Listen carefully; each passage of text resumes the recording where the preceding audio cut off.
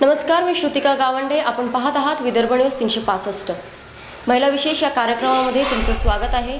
आज आपल्यासोबत आहे कस्तुरबा ट्रस्टच्या संचालिका श्रीमती शेवंता चव्हाण. मॅम, तुमचं खूप खूप आमच्या या कार्यक्रमामध्ये स्वागत आहे. धन्यवाद. आणि मला सांगा की हे जे कस्तुरबा ट्रस्ट आहे या वतीने काय कार्य नेमकं केलं जातं? कस्तुरबा ट्रस्टची 1950 साली स्थापना, म्हणजे मूळ कस्तुरबा ट्रस्ट 1945ला स्थापन झाला इंदोरला, पण विदर्भात म्हणजे मेळघाटमध्ये 1950मध्ये हा ट्रस्ट स्थापन झाला. त्या ट्रस्टचं कार्य म्हणजे बालवाडी, आरोग्यसेवा, प्राथमिक आरोग्य केंद्र आणि गावातून गावाचा ग्रामविकास, म्हणजे गावाचा ग्रामविकास करणारी एक ग्रामसेविका, एक आरोग्यसेविका आणि एक बालसेविका, ह्या 3 सेविका त्या गावात जातील. 2000च्या वस्तीच्या आत जी गावं आहेत त्या गावांना जाऊन त्यांनी त्या गावाची सेवा करायची.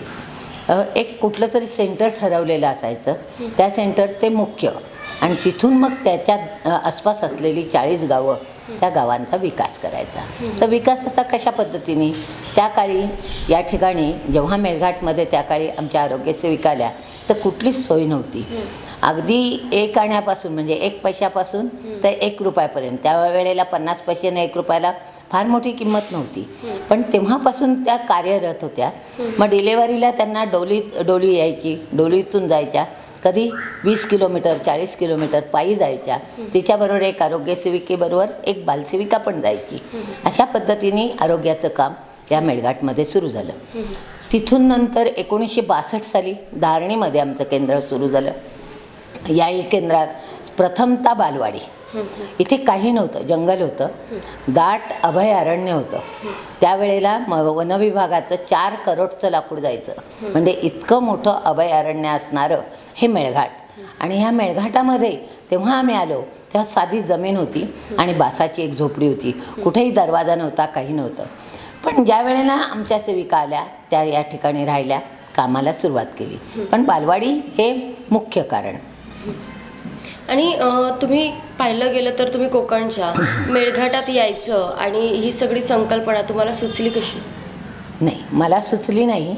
मी ज्या वेळेला आमच्या घरातून, म्हणजे मी कोकणातली राहणारी बेलोसी, रायगड जिल्ह्यातली आहे, अलिबाग तालुक्यातली आहे. ज्या वेळेला सर्वोदयामधून मी बाहेर आली 1912 म्हणजे 1965 साली, तर 1965 साली मी भूदान ग्रामदानाच्या चळवळीत निघाली बाहेर.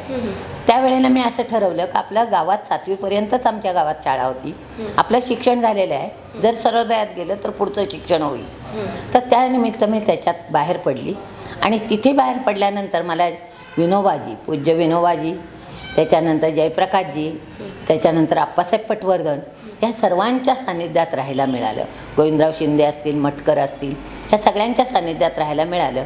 आणि मग मला तिथून कणकोली, म्हणजे आताचा सिंधुदुर्ग, पूर्वीचा रत्नागिरी, तर सिंधुदुर्ग जिल्ह्यात मी मालवणमध्ये आंबेरी गावात मला जावं लागलं. आणि त्या ठिकाणी जात असताना अगदी एवढ्या लहान वयात ही कामं करायची, सगळं करायचं. भूदान ग्रामदानाचं काम तर संपलंच होतं, तेव्हा मी 16-17 वर्षाची झाली आणि मी आंबेरी गावात गेली. तिथं गेल्यानंतर तिथे चौक्या गावात, तिथे आमचं गाव होतं आंबेरीला, 3 बालवाड्यांचं काम मला करावं लागलं. बालवाडी कशी असायची, गावात जायचं, मुलं गोळा करायची, त्यांची बालवाडी घ्यायची, या पाड्यातून त्या पाड्यात असं सर्वकडे जायचं. असे 3 पाड्या असायच्या आंबेरीला. आणि मग दुपारनंतर थोडा वेळ मिळाला का चौक्याच्या शाळेत जाऊन आपलं शिक्षण पूर्ण करायचं. असं माझं शिक्षण 11वीपर्यंत, म्हणजे त्यावेळेची हायर मॅट्रिक माझी चौक्यामधून झाली. आणि नंतर शोभनाताई रानाडे कस्तुरबा ट्रस्टच्या 1970मध्ये प्रतिनिधी झाल्या. शोभना रानाडे ह्या गांधीवादी आहेत. आता जर त्या तशा पाहिल्या तर त्या पद्मभूषण पण आहेत. आज त्यांचं वय 96 वर्षाचं आहे. या कस्तुरबा ट्रस्टच्या जेव्हा प्रतिनिधी झाल्या तेव्हा त्यांनी नवीन नवीन योजना आणल्या. मग शोभनाताईंना असं वाटलं का ह्यातल्या ज्या काही तरुण कार्यकर्त्या आहेत यांना आपण पुढे आणलं पाहिजे, म्हणून शोभनाताईंनी माझी निवड ट्रेनिंगसाठी केली.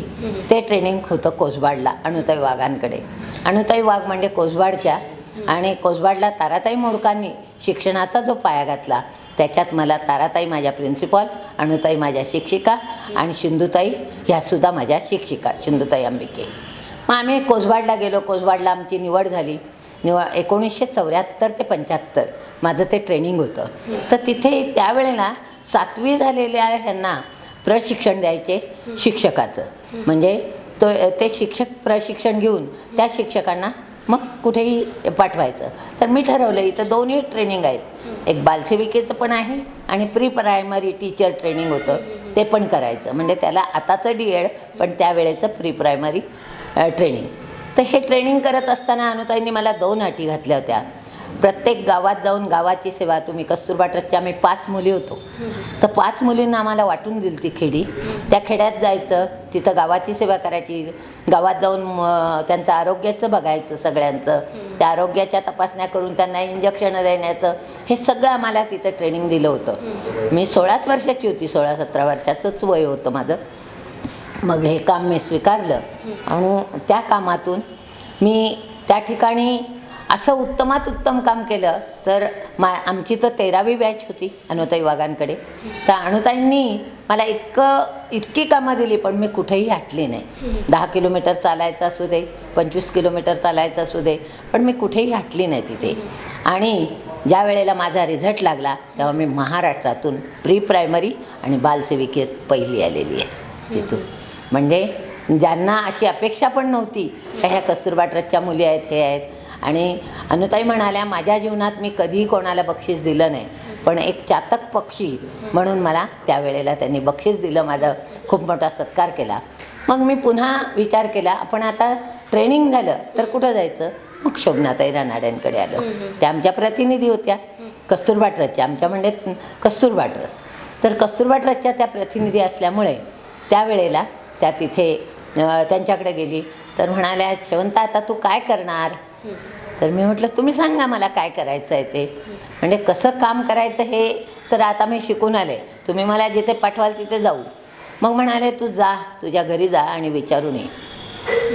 घरची मलाही हाच प्रश्न विचारायचा होता की हे एवढं सगळं करत असताना पाहायला गेलं तर जो तो काळ होता त्या काळात स्त्रियांना मुलींना बाहेर पाठवण्यासाठी खरं तर परमिशन नसायची. मात्र तुम्हाला तुमच्या घरच्यांची या सगळ्या कार्यासाठी परमिशन होती. मग मी घरी गेली. शिक्षण झाल्यावर घरी गेल्यानंतर माझे वडील सांप्रदायिक होते, आई घरगुती गृहिणी होती. माझे भाऊ मुंबईत असायचे आणि धाकटी भावंड आणि मुलं. माझा 3रा नंबर होता, मोठा भाऊ होता, मोठी बहीण होती आणि धाकटी 2 भावंड होती म्हणजे बहीण भाऊ. तर मी माझ्या वडिलांना असा प्रश्न विचारला का मी तर आता इतकं मोठं शिक्षण घेतले सोशल कामाचं आणि मला विनोबाजींकडे जायचं आहे. तर विनोबाजी जे मला सांगतील ते मला काम करायचं आहे. विनोबा म्हणजे विनोबा भावे. तर वडील म्हणाले असं कसं, आपल्या ह्याच्यात कोकणात तुला लग्न केलं पाहिजे, आपल्या घराण्याचं नाव जाईल अशी कुठली कृत्य झाली नाही पाहिजेत, तर तुला आता मला नाही कुठे पाठवता येणार. मी म्हटलं हे बघा तुम्हाला जर तशी काळजी वाटत असेल, मी काहीही न करता मला सोशल काम करायचं आहे आणि मी आज तुम्हाला लिहून देते मी देशासाठी काम करणार आहे. आणि मी त्या काळी त्यांना लिहून दिलं, म्हणजे तोंडीच, काही लिखाण नव्हतं चालत. त्यांनी खूप रात्रभर विचार केला, दुसऱ्या दिवशी पाठवायलाही मनाई केली, पण मी हट्टच धरला. माझ्या आत्याने तर खूप मला त्रास दिला. म्हणजे आत्या म्हणायची महादेव, माझ्या वडिलांचं नाव महादेव, तू मुलगी कशी काय पाठवतोस, हे विचार सगळं, कारण मुली कशा काय बाहेर जातील त्या काळी. तरी मी माझ्या हट्टाने विनोबाजींच्या आशीर्वादाने पुन्हा शोभनाताई रानाड्यांकडे आले. ताई मला पवनारला घेऊन आल्या. आम्ही पवनारला आलो. पवनारचा एवढा मोठा प्रवास वर्ध्याचा माझ्यासाठी मोठाच होता कोकणातले असल्यामुळे. आणि प्रवासाची सुरुवात तर कधीच नव्हती. पहिल्या वेळेला मला जेव्हा अंबेरीला जावं लागलं तर माझे वडील महाडपर्यंत मला पोचवायला आले आणि मी रडत रडत 12 तासाचा प्रवास तेवढ्या लहानपणी केला. आणि एका चौक्या गावात उतरलो आणि तिथं एकाचा पत्ता दिला होता. तिथून मी 5 किलोमीटर माझी डोक्यावर पेटी बिटी घेऊन त्या गावात गेली.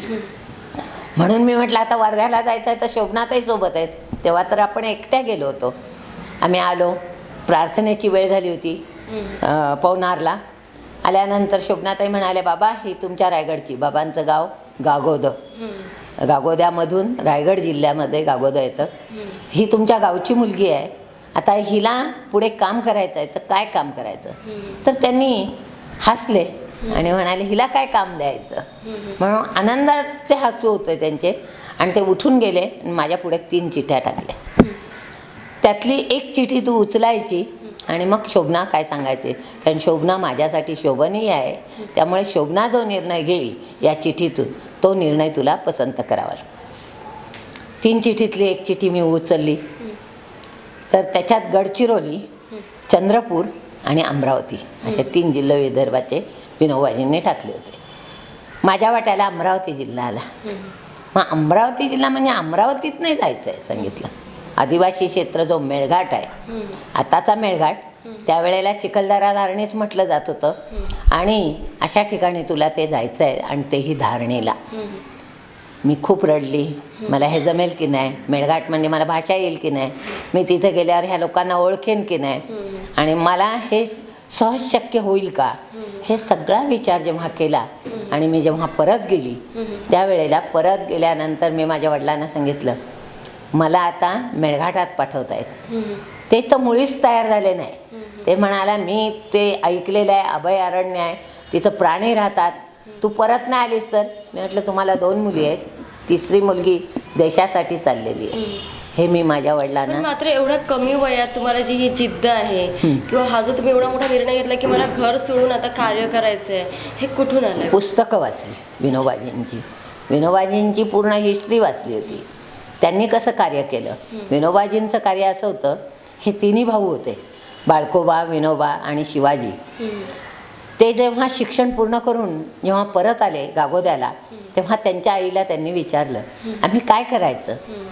तर आईने त्यांच्या काय सांगावं त्यांना, हे बघ विन्या, तुम्ही जर लग्न केलं तर भावे घराण्याचा उद्धार होईल, आणि तुम्ही लग्न केलं नाही तर देशाचा उद्धार होईल. म्हणून ते 3 भाऊ अमर ब्रह्मचारी. आणि हीच गोष्ट होती का जी ज्यांनी म्हणजे तुम्हाला हे केलं की लग्न करू नको? हो, नाही, त्यांनी मला सांगितलं नाही.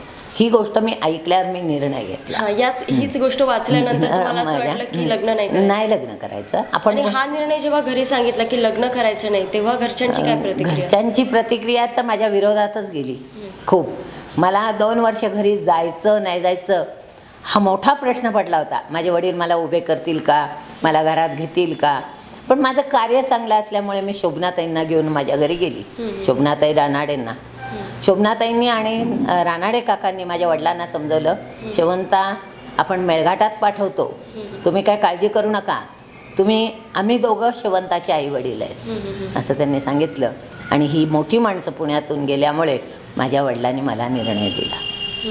मात्र तेव्हाच्या काळात तुम्ही एवढं सगळं निर्णय घेतला बाहेर निघण्याचा, मात्र अजूनही आजच्या ज्या स्त्रिया आहेत किंवा मुली आहेत कुठेतरी घाबरत आहेत की बाहेर कशी पडू, कारण वातावरणही तसंच झालं आहे. आपण बघतोय की अनेक स्त्रियांवर वेगवेगळ्या प्रकारचे अन्याय अत्याचार होत आहेत. तर आताच्या स्त्रियांना तुम्ही काय सांगाल? आताच्या स्त्रियांसाठी आपल्याजवळ म्हणजे जे पूर्वी स्त्रियांचं कसं भारतीय स्त्री संस्कृतीला खूप मोठं महत्त्व आहे तसं बघायला गेलं तर. पण आताच्या ह्या युगात जसं पाहिजे तसं काय मिळत नाही वातावरण. आणि दुसरं, जिथे वातावरण मिळतं तिथे ते टिकलं जात नाही. त्यामुळे यांना आता एवढंच आहे, वाचन करून किंवा एखादं काम करून किंवा एखाद्या चांगल्यांच्या संगतात राहून आपण काय करू शकतो किंवा काय करावं हा निर्णय घेणं गरजेचं आहे आजच्या स्त्रियांना. कारण देशसेवा ही काय सहज सेवा नाही आहे. देशाचं कार्य म्हणजे सहज नाही आहे. एखाद्या मुलीवर एखादा अत्याचार झाला तर तो कसा आपल्याला समजवता आला पाहिजे, कसे तिचे प्रश्न सोडवता आले पाहिजे. तिच्याजवळ बोट दाखवून चालणार नाही, तिला हिणवता कामा नये, तिला चांगल्या प्रेमाने आपल्याला समजवता आलं पाहिजे आणि तिचे सगळ्या गोष्टी जाणून घेऊन तिला चांगल्या जगात जगवता आलं पाहिजे. स्त्री भ्रूण हत्या असो किंवा हुंडाबळी असो कुठली, किंवा आपण बघतो की अनेक स्त्रियांना सासरच्या लोकांचा त्रास असतो, तर कुणाला समाजाचा त्रास असतो, तर या सगळ्यात स्त्री भरडल्या जाते. तर तेव्हा स्त्रीने नेमकी काय भूमिका घ्यायला पाहिजे? दोन्ही घरांच्या चुका असतात. सासरची पण असते, माहेरची पण असते. माहेरची या कारणाने असते, कधी कधी मुलीला माहेरी आल्यानंतर ठरवलं जातं नको जाऊ आता, तू नाही गेलीस तरी चालेल. सासरच्या लोकांची अशी चूक आहे का त्या मुलाला सांगितलं जातं जाऊ दे ना, गेली तर काय फरक पडतंय. त्यामध्ये जर ह्यांनी आपल्या शिक्षणाचा जर उपयोग केला आणि दोन्ही घरं जर ह्यांनी, हे आईचंच घर आहे, हे पण माझ्या आईवडिलांचंच घर आहे, ही दोन्ही घरं जर समान मानली त्यांनी, तर आजच्या स्त्रियांना घर सोडून किंवा अत्याचाराला समोर जावं लागणार नाही असं मला वाटतं. आणि अनेक स्त्रियांना धडपड असते की मीही कुठेतरी बाहेर जाऊन कार्य करावं, मात्र कधी कधी घरचे लोक त्यांना नाही म्हणतात, जसं तुमच्या घरच्यांचा नकार होता किंवा समाजातील 4 लोक मला टोकतील यामुळे त्या निघत नाही. तर तेव्हा तुम्हाला काय वाटतं त्यांनी कसं निघायला पाहिजे? नाही, सगळ्यांचं मत घेऊनच निघालं पाहिजे. सगळ्यांची नाराजी करून आपण जर बाहेर निघालो तर कदाचित पुढे पण आपल्याला कोण मदत करत नसतात. म्हणून साधारणतः त्यांचं मत काय आहे, नात्यात कोणी आपल्याजवळ असेल, बहीण असेल, भाऊ असेल, त्यांना जरासं आपल्याकडचं करून त्यांना विचारणं गरजेचं आहे का मी असं असं करतं आहे, हे योग्य आहे का अयोग्य आहे. हे जर ठरवून ती निघाली तर तिच्या केसाला सुद्धा धक्का लागणार नाही, कारण ते मी केलं आहे. माझ्याही केसाला धक्का नाही लागला कधी, कारण मी जे कार्य केलं, मी जेव्हा बऱ्हाणपूरला उतरली तर एकच गाडी होती. जेव्हा मला धारणीमध्ये यायचं होतं, मला बऱ्हाणपूर माहीत नव्हतं, धारणी माहिती नव्हती, प्रवास माहीत नव्हता. ज्या वेळेला तुकईथडपर्यंतच गाड्या यायच्या. हा प्रसंग मला मुद्दाम सांगावासा वाटतो का जेव्हा घरातून बाहेर पडल्यावर काय प्रसंग असतो. तर मी तुकईथडपर्यंत आलो. तिथे आल्यानंतर धारणीला कसं जायचं तर म्हणाले इथून तुम्हाला धारणीला 40 किलोमीटर चालतच जावं लागेल. चालत 40 किलोमीटर पहिलं जर जायचं आहे, 10-15 किलोमीटर चालायला काही वाटत नव्हतं. 40 किलोमीटर चालायचं कसं? तेव्हा भट नावाचे ग्रस्त होते या ठिकाणी, विस्तार अधिकारी होते. ते सावळीखेड्याच्या दौऱ्यावर गेले होते आणि तिथून ते त्या तुकईथडला आले. तर त्यांना शोभनाताईंनी लिहिलं होतं का अशी अशी मुलगी येणार आहे तर तिला तुम्ही धारणीमध्ये मदत करा. तर त्यांना पटकन आठवण झाली, ह्या बऱ्हाणपूर गाडीत ही मुलगी आली तर नसेल ना बघा. तर ते त्या गाडीसाठी तिथे आले आणि मला बघितल्यानंतर म्हणाल्या तुम्हीच का शेवंतबाई? तर मी म्हटलं हो. तर म्हणाले तुम्हाला मला धारणेला न्यायचं आहे. तर म्हणाले पण इथून आपल्याला चालत जायला लागेल. पण माझ्या ओळखीची एक बैलगाडी आहे, आपण भोकरबर्डीपर्यंत बैलगाडीत जाऊ आणि भोकरबर्डीपासून धारणेला चालत जाऊ. ठीक आहे. पहिलं तर मी डोक्यावर माझी बॅग घेतली, माझं काय बोचकं जे सामान होतं ते एक पिशवी त्यांनी घेतली. आम्ही निघालोच. बैलगाडी मिळेपर्यंत पुढच्या गावापर्यंत आलो. तिथं एक बैलगाडी त्यांनी केली. तिथे आल्यानंतर लगेच लक्ष्मणदास परिहार आले, रेमसेट आले. मग हे आमचं जुनं केंद्र मला दाखवलं, कस्तुरबा ट्रस्टचं पडकं घर होईल. इथे आले, इथे मी राहिली. पण त्यात लाईट नाही, काही नाही, पूर्ण माती, पूर्ण खाणी जिकडे तिकडे. अशा ह्याच्यात मी एकदम पहिल्या वेळेला आली. तर मग वाकोड्यांकडे झोपली. शेजारी वाकोडे काकू राहत होत्या. वाकोडे काकूंकडे मी गेली, संध्याकाळी झोपली. दुसऱ्या दिवशी तिथं एक नर्स होती, तिची ओळख केली जाधवबाईंची. मग आम्ही दुसऱ्या दिवशी बाहेर काटा टाकून झोपायचं. तर पावसाचे दिवस होते म्हणून झोपता आलं नाही. आणि असं करता करता ह्या केंद्रात मी शिरली. म्हणजे खरं तर सुरुवातीपासून तुमचा खूप संघर्ष होता आणि हा एवढा सगळा संघर्ष करत आज तुम्ही इथवर आले आहात. मात्र आता इथून पुढे कोणती अशी कार्य तुम्हाला करायची आहे तुमच्या हातून? पुढे नाही. मग आता इथे आले तर शिक्षणाचा अभाव होता मेळघाटात. आणि त्या शिक्षणाच्या अभावासाठी मी तर अणुताई वाघांची विद्यार्थी नव्हती आणि शोभनाताईंनी इथे मला पाठवलं होतं. मला असं वाटलं पहिला शिक्षणाचा पाया इथं मजबूत करावा. त्यासाठी बालवाडी किती 2 घ्याव्या 3 घ्याव्या, तेव्हा काय अंगणवाड्या नव्हत्या किंवा आरोग्य सेंटर नव्हतेच इथं. मग गावागावात जायचं, म्हणजे पूर्ण धारणी गावात जायचं, सगळ्या मुलांची पालकांची ओळख करायची. हे सगळं करून मी पहिल्या वेळेला 20 मुलं आणली दुसऱ्याच दिवशी. आणि नंतर मी स्वतः गाऊन नाचून हसून बालवाडी घ्यायला लागली. तर गावातल्या लोकांनी माझं 15 दिवस काम पाहिल्यानंतर माझ्याकडे 70 मुलं आली आणि बालवाडी माझी उत्तमात उत्तम चालली. इथे मी 2 बालवाड्या घ्यायला लागली. मग मला असं वाटलं ह्या बालवाडीच्या माध्यमातून आपण 5 रुपये 2 रुपये जमवून जर ह्या पालकांना जर सांगितलं एखादी आम्हाला बालवाडीसाठी इमारत बांधून द्याल तर ते कसं होईल. तोही आम्ही रेमसेट आणि जे लक्ष्मणदास शेठ होते परिहार यांच्या माध्यमातून तोही मी प्रयत्न केला. पण प्रसंग असा होता का इतकंही देण्या इतकं लोकांजवळ आहे नाही आहे, तो काळच वेगळा होता. मी पहिल्यांदा माझी जी राहण्याची झोपडी होती ती पहिली पाडली आणि माझ्यासाठी छोटीशी एक झोपडी होती झाडाखाली, त्या झोपडीत मी राहिली आणि अंगणात बालवाडी घेतली. हे दृश्य पाहिल्यानंतर बाकीच्यांना सगळ्यांना वाटलं तर या ठिकाणी मेळघाटात 4 करोडचं लाकूड जायचं त्यावेळेला. मग ह्या 500 व्यापाऱ्यांना आपण भेटायला जाऊया. त्या 500 व्यापाऱ्यांना जेव्हा मी भेटायला गेली तर कुठलाही व्यापारी म्हणाला तर तुमची एक ओळख पाहिजे, अधिकाऱ्याची ओळख असायला पाहिजे. तर काय काय करावं लागेल ह्याच्यासाठी हे सगळं मी त्यांना विचारून घेतलं.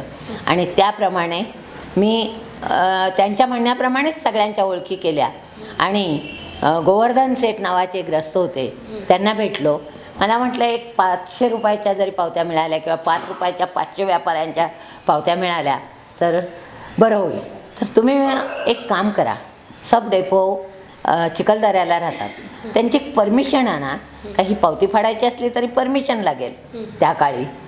तर ते डेपो साहेबांच्या इथं जा, तिथून परमिशन आणा. मी तिथे गेली. तिथे गेल्यानंतर त्यांना मी म्हटलं मी अशी मेळघाटात काम करायला आलेली आहे आणि मला शिक्षणाचं कार्य वाढवायचं आहे, त्यामुळे शिक्षणाबरोबर महिलांचा विकास करायचा आहे. तर ते म्हणाले काय काय करणार आहात? तर मी म्हटलं महिलांना ट्रेनिंग देईन, शिलाई कोर्स असेल, त्यावेळेला अनेक कोर्स होते, भाजीपाला ट्रेनिंग आहे, असे अनेक कोर्स मी देईन आणि महिलांना उभं करेन. आणि आपल्या वनविभागाचा वनमहोत्सव करून झाडं प्रत्येक घरात लावायची पण मी सुरुवात करेन. त्यांना जरा आनंद वाटला, ह्या जरा वेगळ्याच आहेत. तर मी म्हटलं मी शिकून तिथून कोसबाडमधून आले, मला बरंचसं ज्ञान आहे. आचार्य भिशेंची संस्था इतकी मोठी आहे म्हटलं बोर्डीला, ह्या सगळ्याचं हे असल्यामुळे त्यांनी मला ताबडतोब एक पत्र दिलं. ते पत्र घेऊन मी रहीमसेठ आणि परिहार दादाजी त्यांच्याकडे आम्ही सकाळी गेलो. ते पत्र त्यांना दाखवलं तर घरा इतके लॉट सगळे. गंमत आहे पण एक, पैसा कसा मिळवायचा काय मिळवायचा तो, पूर्ण मोठमोठे लॉट घरापेक्षा उंच, ह्यातला एखादा लॉट निवडा आणि त्या लॉटवर तुम्ही उभं राहायचं आहे. आणि त्याच्यावर जी लॉटची जी ॲक्शन प्राईज असेल त्याच्यात जो व्यापारी विकत घेईल ते तुम्हाला पैसे आम्ही देऊ. गंमत वाटेल तुम्हाला. मेळघाटात काम करणं खेळ नव्हता. 5 फुटाची अस्वल जरी दिसली तरी आम्हाला भीती वाटायची. तो आदिवासी माणूस जर माझ्याबरोबर असला, हा रिच कुछ नहीं करेगा आपको, ए रिच को मत जाना, मैं है ना आपके साथ में. इतना धीर, कारण आम्ही तर राणीच्या बागेतले प्राणी पाहिलेले, रस्त्यावरचे तर पाहिलेच नव्हते.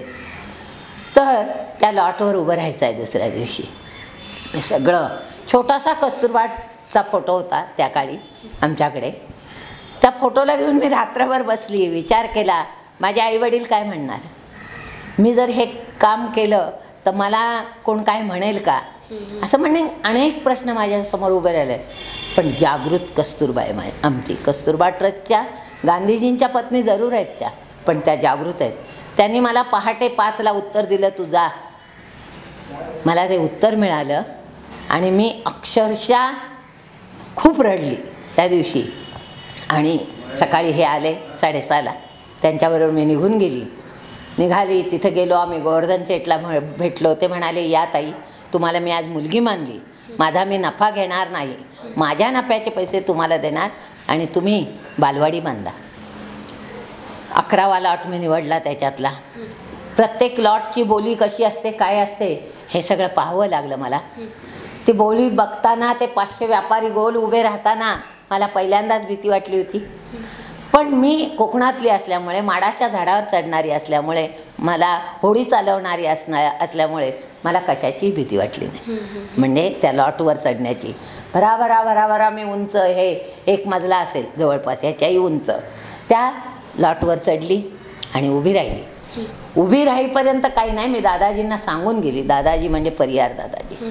त्यांना मी सांगून गेली, दादाजी माझं सगळं होईपर्यंत तुम्ही थांबा, मला भीती वाटते, तुम्ही माझे वडील आहात, तुम्ही मला गोदमध्ये घेतलेलं आहे, तुम्ही मला मुलगी मानले.